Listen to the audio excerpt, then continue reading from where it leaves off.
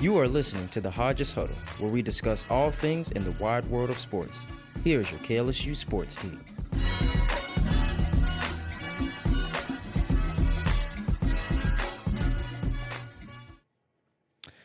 Happy Wednesday. Welcome into the Hodges Huddle, everyone. I'm your host, once again, Jayden Smith, and today I got the guys with me. Noah Sauicer. I almost forgot his last name. That's cool. You know what happens. Noah Sauicer. And we got Will Gilreath. Guys, how are we feeling today? Great, man. It's a great day. Maybe not to be an LSU Tigers fan, but it's just a great day. It's always a great day to be an LSU Tiger. Win or lose, 8 national titles. Always a great day. Powerhouse. Pelicans won last night. That's true. Yeah. That's about it. Jake Brown exists. Yes. Skip Bertman's still alive. Yes. Absolutely, God man. bless. It's kind of gloomy outside today, man. I don't like that. I'll tell you why. Why? Because LSU It's lost. because there was a storm from Lake Charles last night. But it's moving. It's moving. What's the storm's name? Cowboy. Storm Cowboy? Storm Cowboy. Storm Cowboy. Yeah. Well, we're going to talk about Storm Cowboy, guys. Storm Steven. We'll Storm name it Steven? Yeah, Okay. Steven. Steven, not Yeah. Cowboy. Steven. Oh my God. Anyway, yeah. So last night, LSU Baseball suffered its first loss of the season at the hands of McNeese by a score of 6-7. No pun intended there. I guess it hurts a little bit. This team they were on fire to start the season. But you can't win them all, right? No team's going to go undefeated. Just what's you guys' reactions to it? What went wrong? What did you like? What did you not like? And then, of course, how are they going to bounce back? Well, it didn't help we went through like 10 relief pitchers last night. That hurt us big time. And I get it. It's a Tuesday game. You're kind of just throwing people out there, seeing what they can do. But Yeah. when you go through 10 pitchers, that's never really a good sign. And me and Will were talking about this earlier. Like, Jay Johnson was putting somebody in there. He'd they'd pitch a walk, and then he'd just get yanked. In terms of offense, I thought we still looked pretty good. I mean, I'm not worried. This happens. This is baseball. It happens once a year, sometimes twice a year. Yeah, I think we lost to, what was it, Southern last year? We lost to Grambling? Little Rock it was- in a regional. But the first loss last year? I think it was Southern. It was Southern. It was Southern, Southern. Yeah. I remember that game. And I'm not worried. It's just it's a midday game, and I'm always worried about the weekend games, obviously, because that's whenever I feel like we really put our star power out there. Right. But I'm not worried.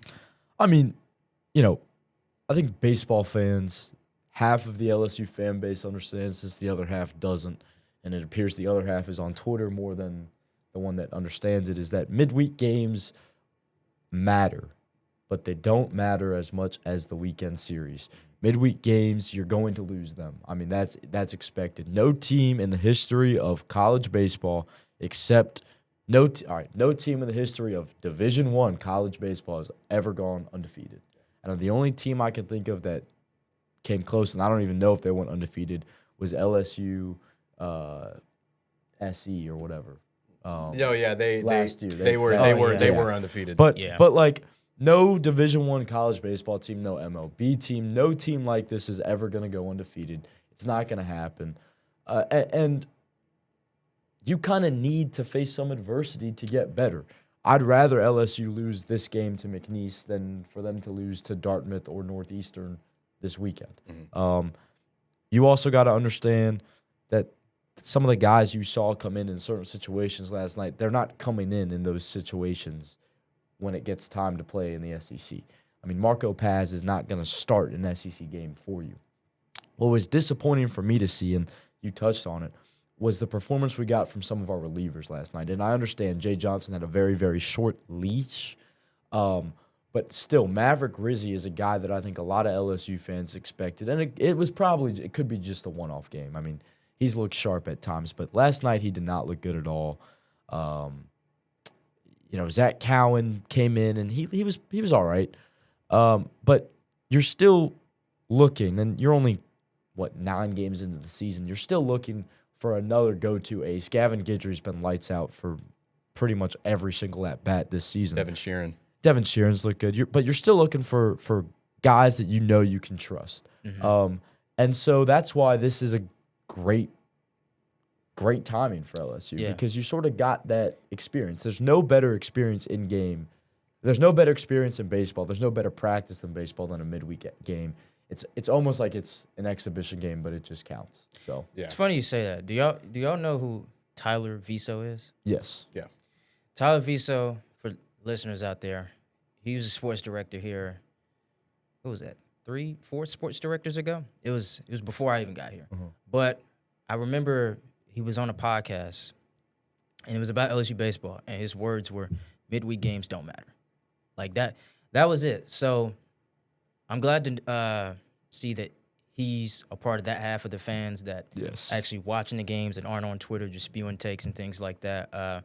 So, yeah, I guess, like you said, they play, 70-something games over the course of the season. 50, or something yeah. like that. Yeah, it's you're going to lose at some point. And, yeah, all this does is it gives you something to, more urgently clean up, more urgently address. And, yeah, I believe that, Jay Johnson is going to do that. He's certainly the guy for it. But how do y'all think they're going to respond this weekend? They got 2 against Dartmouth and 1 against Northeastern. I think they got 2 against Northeastern. 2 against It just Northeastern. moves to Monday. Yeah. Okay. Yeah. I mean, I'm not too worried. Again, the pitching matchups that you're going to see will heavily favorite LSU. You'll probably see Case and Evans again on Friday. I mean, if things stay the same, you'll see Evans Friday, Moore Saturday, William Schmidt Sunday, and Cooper Moore and William Schmidt look like 2 of the best pitchers in the country so far. William Schmidt threw a great game against UCF on Sunday. Cooper Moore had a solid game against Notre Dame. And Case and Evans looked a little bit better against Indiana. So those guys are far and away the 3 best pitchers on the staff, and they'll all throw this weekend. So Yeah, I mean, I still think this is the best team in the nation, even though NCAA has UCLA on top of LSU. And just in every aspect aside from maybe some pitching like issues. I don't know what the word I'm trying to look for is, but like in terms of the bats, like these are the best bats in the country, easily. Like Jake Brown is tied for second in the nation in hits. He's like top 5 in every major batting statistic. Zach York gets on base like more than 50% of the time. I think the only reason why they like the polls would have like a team like UCLA on ahead of us is just because UCLA, like we don't make many mistakes in the field. UCLA has like 1 error on like the whole season so far, which is insane to think about. And their pitching has been a little bit more nails, not like to a point where it's like clearly better than LSU's pitching.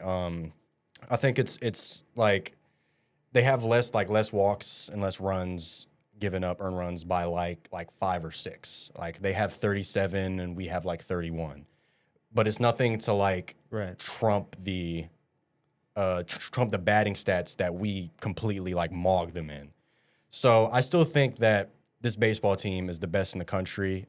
Me and Will were also talking about this earlier. Texas, you can make a good argument for Texas. Texas has won pretty convincingly like most of their games this season. And they're also in that similar boat as UCLA where, their pitching has been solid and their bats they're not LSU bats, but they're still like a pretty great all-around team. And also, last night was a bad night for the top-ranked teams in the country. I mean, UCLA, they also lost last night. LSU loses last night. Georgia Tech lost. I believe Arkansas lost last night. It was 4 of the top 5 teams. There there were some upsets last night, and that's just going to happen in baseball. So, if there was a night to lose, it looks like last night was a good night for LSU. Exactly. I just got to shake it off. Yeah. Taylor Swift. But, all right, let's talk about a different college sport, one that we don't talk about often. But I feel like this season, it's had the most buzz in a long time, for sure, at least for me personally. And that's college basketball. But more specifically, you got the Kansas Jayhawks, Darren Peterson, projected, number 1, number 2, number 3 pick. It just depends on what your preference is. Somewhere in there. Somewhere in there. He will be a top pick. That's the point I'm making. But the biggest story is he's may or may not be hurting his draft stock, miss a game, play 3 games, miss 2 games, make a 3, sub yourself out of the game. Now, given, his performance, throughout the season because he has been spectacular. Just considering all those variables, is he or is he not hurting his draft stock? I mean, I think you can make a case that yes, like if there's any possibility that he's in that number 1 overall pick conversation, which I personally do think he is, it is a con. It is a red flag that he's pulling himself, checking himself out of games. But also, how important is that to an NBA exec? How important is that to these NBA front offices? I don't think it's that important. I don't think it's going to prevent him from being a top 3 pick by any means. He's playing in these games that he is playing. He's putting himself on what seems to be his own minutes restriction. Yeah. If if Bill Self has an issue with it, Bill Self doesn't have to check him out of a game. Bill Self doesn't have to start him in a game.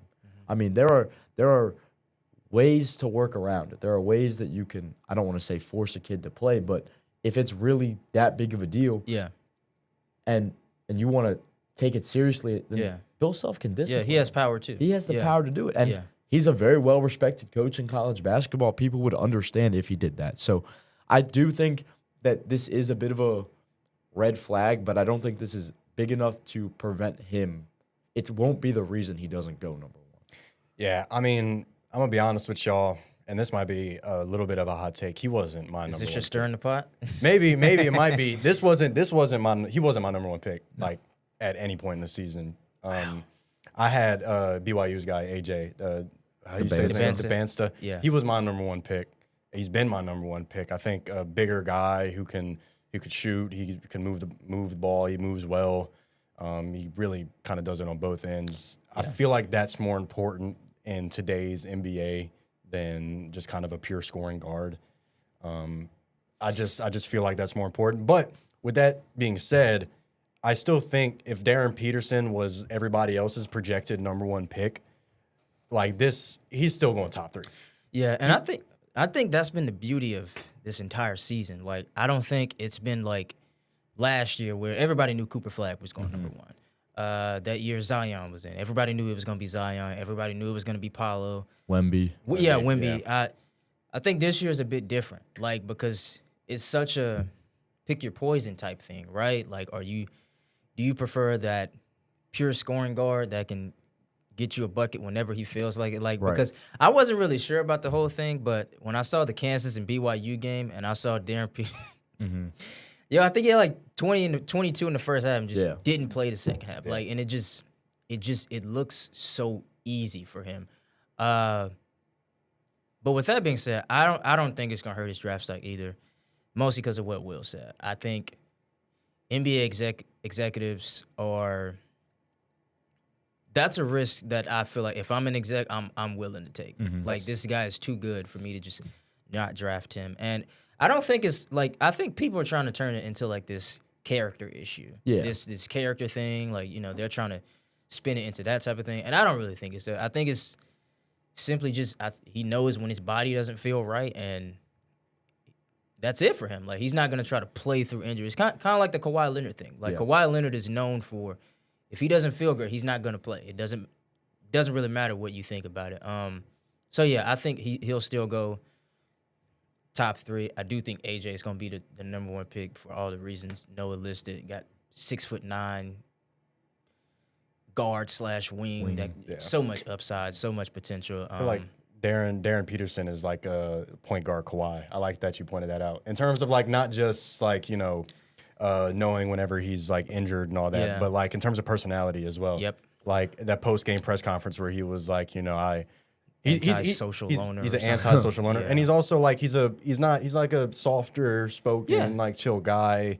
So I think like that is a pretty good comparison. Absolutely. And what's more damaging, if Darren Peterson picks up a serious big-time injury that requires surgery, or if he just checks himself out of the game? Exactly. It's the injury. That's a good point. And he is actually injured. Like, that is not a made-up story. Yeah. He is injured. It's just he's putting himself on this restriction. Yeah. And, I mean, he's a clear one and done. He has every right to do that. Yeah. I feel like leaving it up to a character like thing, that just feels so stupid. Like, he's shown like no signs of it being a character problem. You know how people are, man. People need a story. I actually saw on Twitter a couple of days ago. It was this picture of, you know how in college, if there's like a dead ball or if there's like a foul before they go to the free throw line, the team will like huddle up or something like that. So they took like a still shot, and in the shot, it's all 4 of his teammates are like huddled up, and he's like walking towards the huddle, and it's like a picture's worth 1,000 words or something like that. Like, and He's literally over. going to the huddle. yeah, and like you know what they're trying to convey by doing that. But I'll say this last thing. Like I said in our group chat, like I genuinely think he could have pulled a Kyrie Irving. I think Darren Peterson could have played like 12 games, and I think he could have sat down the rest of the year. Like he's that good. But let's talk about these early brackets, man. March it'll be here before we know it. It will be here next week, actually. I don't know. Who's y'all's number 1 seed so far? It's a lot of great teams. You got Arizona, you got Houston, Michigan, Duke. I think my number 1 overall seed right now is Duke. I got Duke on the 1 line. Arizona's on the 1 line. I think Michigan will solidify a spot. Where it gets interesting for me is this Iowa State, Houston, UConn, even Florida's kind of made their way into this talk as of late. There are 4 teams kind of battling it out for that last 1 seed. Yeah. I think I kind of worked out a scenario in my head. I think if the winner of the Big 12 is either Iowa State or Houston, whichever one of those 2 teams it is, will get that 1 seed. I'm talking the tournament, I mean, not the regular season. If neither of those 2 teams win the Big 12 tournament and UConn wins the American tournament, UConn gets that last spot. So, and I would rather see Iowa State get the 1 seed just off the fact that right now their net ranking is higher than both Houston and UConn. UConn has performed the best against quad 1 opponents, but they're also 6-2. They've only played 8. Iowa State, they've got 6 wins. They have 4 losses. Houston's got 7 wins against quad 1 opponents. It's the most. They also have 5 losses. So it's kind of like pick your poison here. Which team's more impressive to you? It's hard to pick, man. Yeah. Like they're all what I think are like worthy of number 1 of a 1 seed. But that fact you mentioned about the quality of opponents they're playing and how many of them, I think some of it's just a testament to how many of those opponents are in your conference. If you play in a tougher conference, you're probably going to play. I mean, Houston just played Kansas yesterday? I think it was. I believe. Yeah. So what do you think? I think I'm gonna be honest. Houston's has not impressed me these last few weeks, so they're out for me. I think it's either going to be Iowa State or UConn, and I give Iowa State the edge just because, like Will said, if they win that conference, then like they're in. And I don't really see them losing that conference and letting UConn take that last 1 seed. But I do think in there is a chance like UConn can take it all because all these teams have had their hiccups at some point this season. And when it comes down to the crunch time part of the season, anything could happen. And Iowa State, I'm not going to say they're safe, but like UConn's kind of they got their foot in the door, like waiting to jump on that 1 seed just a little bit. So if you look at Lenardi's his latest bracketology, he's got UConn as the last 1 seed. So I mean, maybe that shows kind of how the committee might be thinking today. Yeah. But regardless, you're right. Houston is on a 3-game losing streak. They lost to Texas Tech. They're getting worse Iowa by the State. game. They lost to Arizona. Yeah. So they're losing the games against good opponents. Now they're close. Yeah. It's close. It's a few margins that they can tweak. But I think all 3 of those teams have the potential to win the national championship. I think Iowa State, they are legit. I think UConn, Dan Hurley has proven that he is a coach that is capable of going on not unprecedented, but unbelievable runs in March. Oh yeah. To the point that I think Dan Hurley might be one of the greatest tournament coaches of all time in terms of getting the job done in the tournament. Right. But yeah.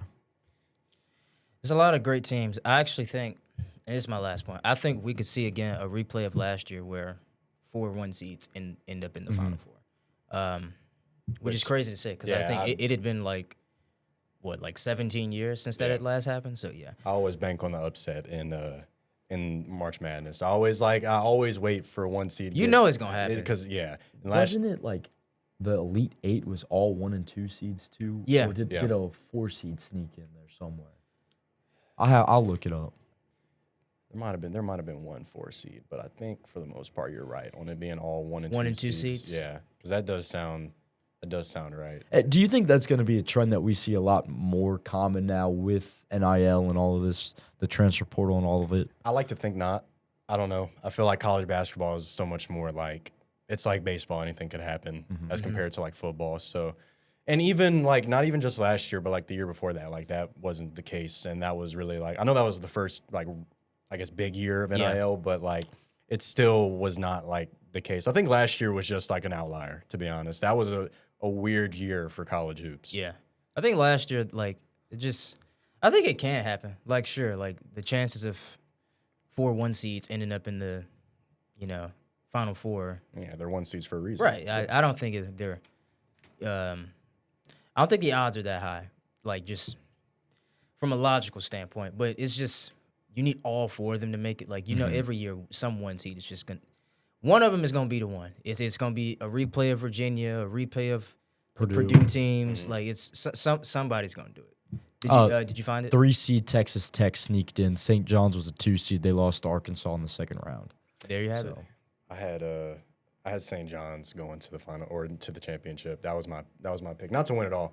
I low key I was like kind of I remember my bracket last year. I think I had Tennessee winning the whole thing.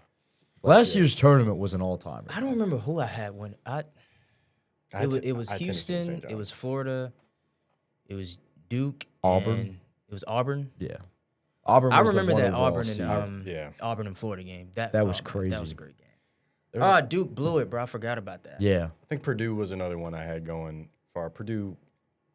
Sweet 16 against Yeah. Houston. Yeah. Lost by 2. That was one team I had them beating Houston. Yeah, someday we'll be able to talk about LSU in these You discussions. said someday? Someday, one day, Big game tonight. won't be Battle for last place of the SEC. against LSU Ole Miss. Ole Miss is 3-11. LSU's 2-12. Ole Miss has Look, not man, won a conference game I don't care how bad in a month. your LSU athletics program, I don't care how bad your season is going. You always have to beat Ole Miss. I don't care if you're 0-34. Beat 'em. Please make sure you beat Beat 'em. Ole Miss. Go 1-35. Yeah, exactly. It might be the one basketball school in the SEC who has a worse attendance than us. South Attendance, you Carolina. said? No, South Carolina's is horrible. Is it bad? It is bad. Luckily, we got the brand though. But let's talk about some more basketball. But from a professional standpoint, big story around the NBA right now. I think MVP odds. Obviously, with this new 65-game threshold thing, that's changing how we look at season awards. It goes from MVP, All NBA, All Defensive Teams, and things like that. The current rankings for the best odds to win the MVP are first Shai Gilgeous-Alexander, second Nikola Jokic, and then third you have Cade Cunningham. So I guess just how do y'all feel about this? The emergence of Cade Cunningham, does the league have this new young star to finally, put in front of everybody, or just is that wrong? Because Well, I think Shai right now is on pace to play 67 games. Yeah. No pun intended again. I think Jokic is on pace to play 59 games. But 67 for Shai, that's cutting it pretty close, man. He's still injured, hasn't come back yet. Like, how do y'all feel about that? Cade has to depend on Shai not meeting the threshold. Like, if he doesn't meet the threshold, then Cade probably wins it. Nikola Jokic is done. You think he's done? I think he's done. Had he been healthy all year, like he would have been like the obvious pick for me. He was my pick coming into the season, which I feel like is kind of a cop-out pick, but like it's Nikola Jokic. It's really like he should. Just, yeah. He could argue he won last year, but don't get me wrong. Shai Gilgeous-Alexander had one of the. I'm not going to say one of the greatest seasons of all time. no. He had one of the great. Say it. He He had one of the greatest seasons but of all time. I hadn't seen a season like that In a while. in a very long time. Like, And he finished the job. and he finished the job. Yeah. It was one of the most impressive things have seen. It got me back into basketball a little bit in the NBA because All those free throws. Well, if we're going to talk about free throws, let's talk about James Harden when he won MVP. But let's not. Open That was nasty. Let's not. No, open but that yeah. debate. But yeah, I think Shai wins it if he just plays the rest of the season. Cade's great. I think Cade is doing great things for Detroit. If we look back at what Detroit was before Cade, not even with him in his first rookie year, that was First couple of years. That was a dying franchise. That was like you dying city. You played Detroit, and you were like, okay, we're gonna pick up a win tonight. Now it's like you're kind of scared to play them. It was second best record in the league. Like this is I can't remember the last time a Detroit team like struck fear into me. I'm not going to say with Andre Drummond because I'm not scared. No. I was not scared of Andre Drummond. I wasn't conscious yet. I can tell you that. Last time they made the playoffs was with Blake Griffin. They made the playoffs, so that was what, 2019? 2019. They got swept by the Bucks. Good for them. Good for them. I still don't think they're gonna do anything in the playoffs. Though. Man. I think that it's one of those lack of experience sort of things for playoffs. I think they can win a series off the talent alone, but it's similar to how the Thunder were, I guess 2 years ago, where they kind of needed that adversity, they needed that experience. I agree with you. I think Cade Cunningham is reliant on SGA not reaching the threshold. Mm-hmm. I don't see a world where he does not reach a threshold now because I think, he's one of those guys where it's, all right, well, how many can he win now? Like, he got the first one. How many is he going to take? Mm-hmm. Him and Jokic are going to continue to battle it out. I mean, this year, I feel like you got it. SGA is the clear favorite this year. Last year was that debate. Yeah. I kind of thought a little bit earlier in the season Jaylen Brown had a bit of a chance. And he's what, the fourth or fifth odds favorite he's now? Fifth or sixth. So, yeah, he's up there. So, I mean, I think he's only missed 5 games, Jaylen Brown. So, we'll see what happens. I think it's literally like, I don't want to say it's becoming like a participation trophy, but like it's almost becoming a participation trophy. Like, if you're a good player and you play enough games, like you'll be all right, man. Mm-hmm. But I was like, don't count out Jokic. Like, I think he's on pace to play 59, but I think that's just because of all the games he's missed so far. Yeah. And I think he still has like 2 games to spare, maybe. He's got 24 games left. What, like in the season? And the Nuggets have 24 games left.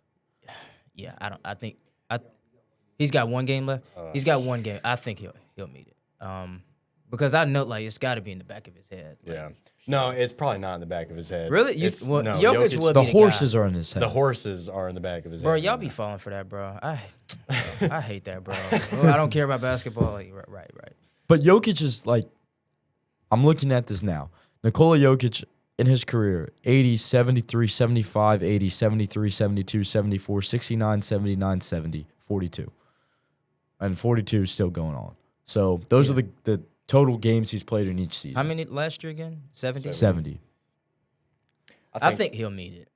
I think if he hadn't already missed 16 games, I don't know. Yeah, I don't think he's going to meet it. The last time Nikola Jokic started a game he did not play, or played in a game he did not start in, was his 3rd year, 2017-2018.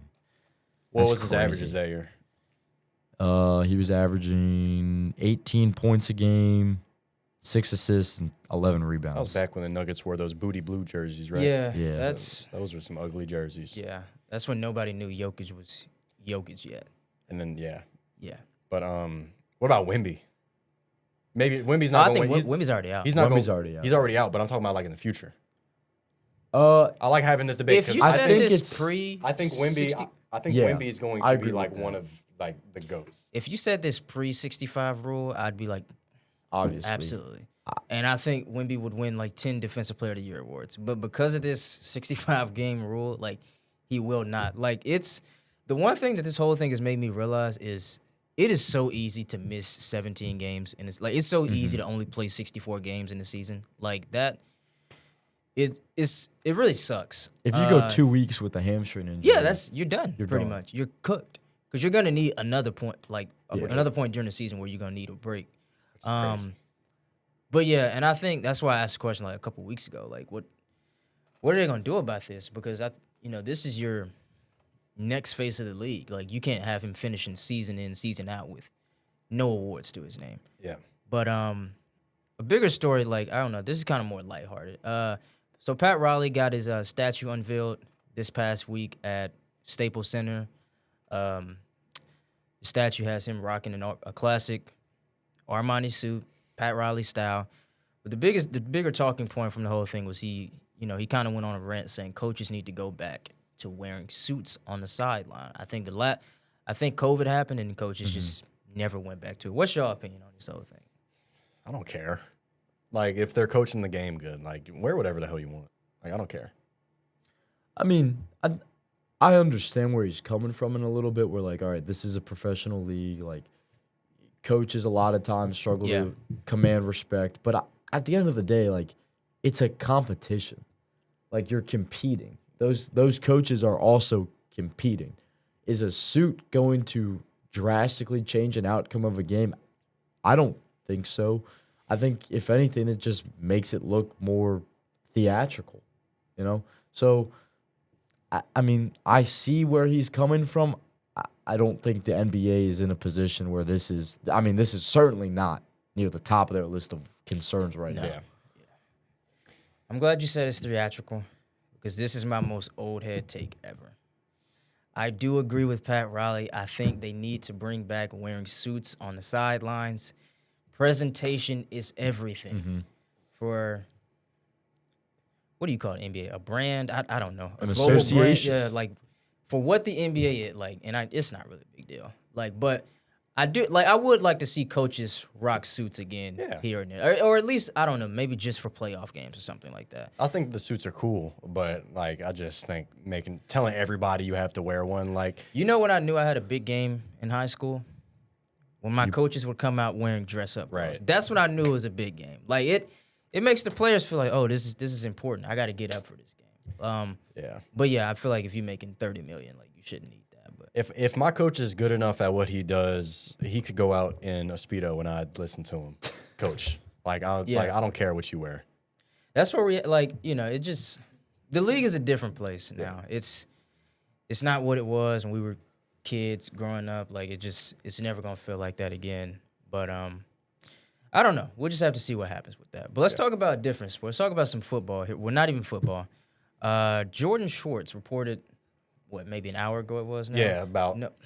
So, yeah, Jordan shows of, I guess, I saw it on Buku Media, but I'd heard rumblings of this before. Yeah. Like a couple weeks ago. Derek Carr is seriously considering coming out of retirement for a possible best case situation for him.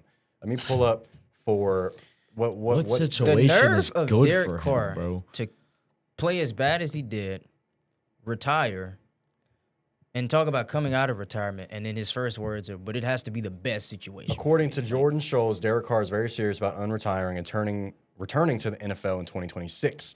Carr's rights belong to the Saints, so the Saints will have the rights to facilitate a trade for the former QB. Yeah. I mean, if Derek Carr comes out of retirement, I can tell you right now, New Orleans he's not. We throwing a party. Yeah. It's going to be Mardi Gras again.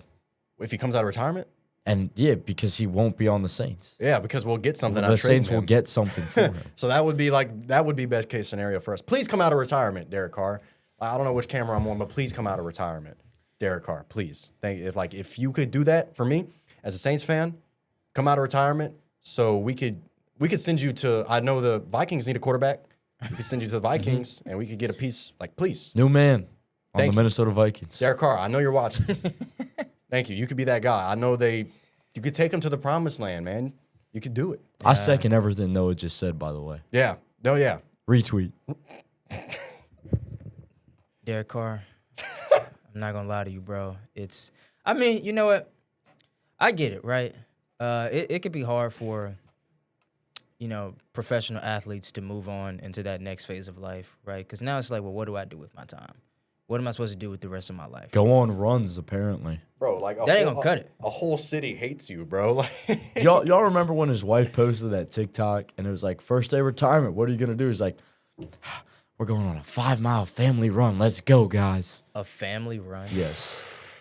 Does his family hate him now too? Like, I hope not. But look, Derek Carr's 34 years old. he's still young. Yeah, he still has a little bit quarterback. of youth in him. not much. Now, if he was good, that would actually matter. Yeah. But that's Now, I will say, I do like that idea about the Vikings because him and Devontae Adams did have that connection, right? The one thing Derek Carr knows how to do is to get his receivers the ball, and that's the one problem Justin Jefferson had last year. His quarterback did not give him the ball. So at the very least, somehow make your way to Minnesota, do something good for Justin Jefferson, let him get those numbers back up because Justin Jefferson had 2 touchdowns last season. Which is nuts. He barely had he 1,000 He broke yards. 1,000 yards in the last game of the season. Yeah, and that's not very Justin Jefferson-like. No, So look, Hey, but they got 9 up there. bro. They got yeah, 9. they got him. Or they could send him. We could send him to Miami. Let's send him. You know what? He helped us out so much. Let's send him to the New York Jets. Let's repay the favor. Hey, man. You know what, man? Him and Justin Fields. The like, real question is, what would we be getting from the Jets? Um, Do you want compensation? A from very the Jets? high 6th round draft pick. Yeah, let's think Like- on that.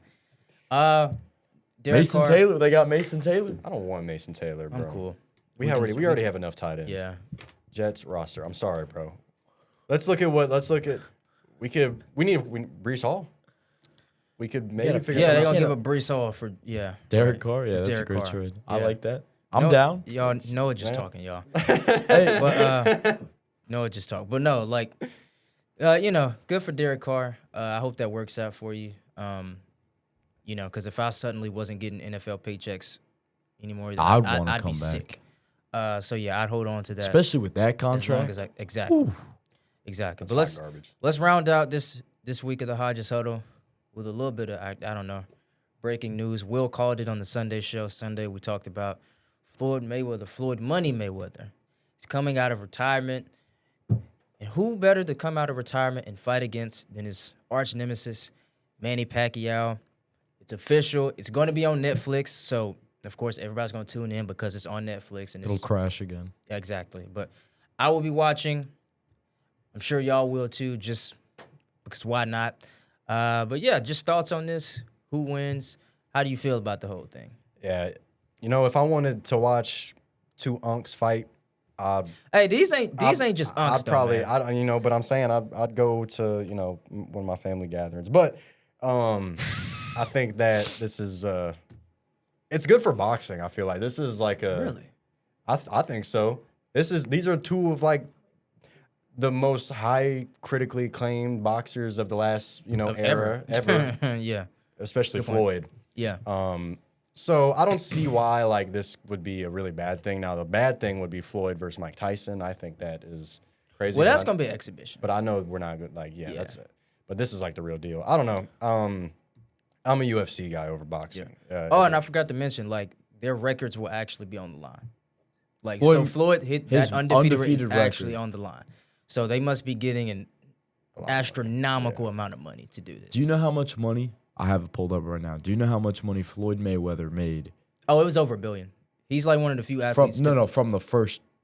From the first. He got fight. 180 to step in the ring. Yes. You know how much Pacquiao got? 120. You knew it on the dot, bro. Yeah, Damn. I know. Like, I just happen to follow boxing, but yeah, that was my first reaction to this. Like, this is sad. Like, this is the biggest recession indicator there is. Why are we like? Don't get me wrong, I'm definitely gonna watch it, but Yeah. I think you got to take care of your money, man. You got to save that money. And when you look at that persona that Floyd carried for so long, like changing his nickname to Money, like just being choice for all the cars and jewelry and everything that wasn't boxing, I think it could be a really bad look depending on how you look at it. But with that being said, I'm glad they both get the chance to go and do this again. I do think this will be good for boxing because, since they've left, like no boxers have been able to really get close to that same kind of fame, notoriety from doing boxing. But who do y'all think gonna win? Of who? Who do y'all think is gonna win? Floyd. Really? I don't know. I feel like that's the I do too. easy pick, I'm but I feel like Floyd is just better. He is older. Floyd I is. don't care. You know what? I'll go Pac-Man here. I'll be the villain. I'll go with Pac-Man. I feel like you're a villain with either choice that you make. Well, but I think this is like his redemption. Who? Pac-Man. Pac-Man? Yeah. Yeah, this is absolutely. Yeah, I saw he his- said like yeah. that first fight. I remember. Like I don't remember. I remember what happened. I don't remember the actual fight, but like I think there was something where it was like he was underscored a little bit, right? Or am I just making that up? I think you just I'm just making that up. All right, He's never just mind. making it up. Take he just lost, cut, bro. cut, This just shows how much. cut the camera. he just Take lost, me yeah. off, Randall. Yep, I'm gonna step outside now. But he No. did, he said he had torn his rotator cuff though. Oh, that's what I was thinking. Yeah, I I do was remember not- that. Man, we need to Anywhere start talking close. about Allegedly. UFC, bro. We Nah, absolutely we should talk about that White House fight. Who, do they know who's fighting at that yet? Oh, the White House At the fight? White No. House fight? I know they want McGregor, but I don't think McGregor's going to come fight at the White House. Hear me out. Let's see. Hear me out. Okay, I'm hearing you out. Tom Aspinall Okay. And John Jones. and John Jones. John Jones is not going Didn't to fight. John Jones have to? Doesn't he have to have like some major surgery or Yes. something Yeah. like that? Yeah. John Jones is never going to fight Tom Aspinall. That's just But- something that's never going to happen. But you give him $500 million. It's He'll not fight enough. him. Well, I don't know. That might be enough. But like, I think the problem is John is to a lot of people invincible, Yeah. and who watch martial arts, and stepping up and fighting Aspinall, like it probably shatter all that. Yeah. because he'd probably lose, and that's coming from a John Jones guy. Mm-hmm. Like you got to know when it's not your time no more, and the young gun is just gonna win. I think this would be, if anything, I would want this to be an Islam fight. Islam. Fight. Islam is my goat. I think Islam. Really? Yes, I think at least in lightweight, but Okay. I just think that Islam all around as a fighter, because it's Habib. That's stirring the pot right here. It's Habib. Like it's Habib, John Jones, and I think Islam clears Habib. And I don't know, John. Well, I've been at it for a while, but I know for sure. Yeah, Khabib was. Yeah. Habib was great, but he wasn't a 2-division champ. Okay. And he didn't. I mean, I know he cleared out like an entire division, but Islam has he has a better resume against great fighters. I mean, I remember watching the Dustin Poirier fight, thinking Poirier had a chance. God, my heart was broken. He did have a chance. Bro. Oh, wait, not against Islam. Not against Islam. Against Habib. Habib, bro. He- That's the that closest was- Habib's that was- ever. Yeah. Not against Islam. And don't get me wrong, I think John Jones is second place to Islam. But, I just think John Jones is just the whole, like, the fact that Too he's much controversy. too much controversy. Yeah. He's ducking people. Look, I don't care about him I care ducking about that. people. I Like, care because about I feel like once you fought so many great fighters, I feel like, I don't know, and I think that's the boxing fan in me. Mm-hmm. Like, the reward for fighting so many great fighters is you get to play matchmaker for yourself after that. Yeah. You get to say, I don't want to fight that person. I want to fight this person because it makes me. Like, didn't he want to fight, not Aspinall, but he wanted to fight, against Miocic. no, not Stipe. Izzy. Yeah. Not Izzy. No. No. Alex Pereira. Yeah. That's Yeah. who he wanted to fight. He wanted to fight Alex Pereira because it would be a bigger fight. Well, but Pereira's not. Pereira had that fight against. I want to say it was. After he fought Roundtree, he fought Yuri the second time, and then he fought somebody else, Alex Pereira. Sorry, Pereira fights, and he literally said he wasn't gonna fight. It was that Khalil Roundtree fight. Did you watch that one? I did not. He beat the brakes off of Khalil Roundtree for like 4 rounds. And after that, he said, okay, I'm not going to fight. I'm taking a break, like hiatus, as fighters do. And, I feel like if you're John Jones, it's like, okay, you got to recognize, I know you want Pereira, but you got to recognize, like, he said himself, like, he's not fighting right now. So the next best option would be Tom Aspinall, which everybody and their mom, their dad, and their sister has been asking for. I just. When's the last time Aspinall fought? Aspinall He fought. fought a year ago. I fought about only a hear year his ago. name when it's in relation to John. Didn't he fight Patty? No. No, he didn't Pat fight knew. Patty. He fought. He fought. He fought Blades, Curtis Blades. Jay, when we get in that Tank Davis Shakur Stevenson rematch, Wait, they never fought the first time, and you won't get that they fight. didn't fight. Nah, Didn't they fight won't. like a year ago? No, that was Tank and Lamont Roach. Oh, that's Tank, what I meant. Tank and Shakur. Oh, That's that what I meant. rematch? It was Oh, no, it was brain supposed fart. to happen like sometime last year, and then the Tank and Jake Paul thing got in the way. You want to And then know? that got scrapped. You want to know Espinal's last fight? It was that no contest against Cyril Gane. I have no idea who that is. Cyril Gane? I'm not a I do ball know knower. Cyril Gane. Cyril Gane is one of the best heavyweights of all time. Yeah, and John Jones like stopped him in the first round. Yeah, which Let's get Gaethje. Let's get Gaethje At the White House? 4th of July. Yeah. I think that would be a pretty good You got to fight. do you got to have like an American card versus a world card. So what? It would be like Gaethje versus like Ilya. I mean, I think Ilya would. look, it's 4th of July, right? So we got to hear me out, guys. Hear me out. It's 4th of July. Yeah. We got to put an American up against someone from the United Kingdom. Why does it have to be the United Kingdom? Well, I because guess think that's about it, where we like got our who independence from. fought I don't know. exactly like I guess that's why. Look, But yeah. let's do McGregor versus Michael Chandler. I don't need to see McGregor again. But That's- I agree. yeah, I don't need to see. I don't need to see. Michael Well, isn't he Chandler. running Michael for Chandler political should. office now. He's doing anything but fighting. Yeah, bro. But yeah, Yeah. that's going to do it from us today here in the John Fisher Podcast Studio. Hope you guys enjoyed this wide variety, this was fun. diverse, this This was fun. broad, This was great. Set of topics we have for you guys today. Oh, my my fault, bad. my fault. Thank you guys for watching. I was your host, Jayden Smith. Today I was joined by no associate and William Gilreath. Once again, that's going to do it for us today. Thanks for watching. And this has been the Hodges Huddle.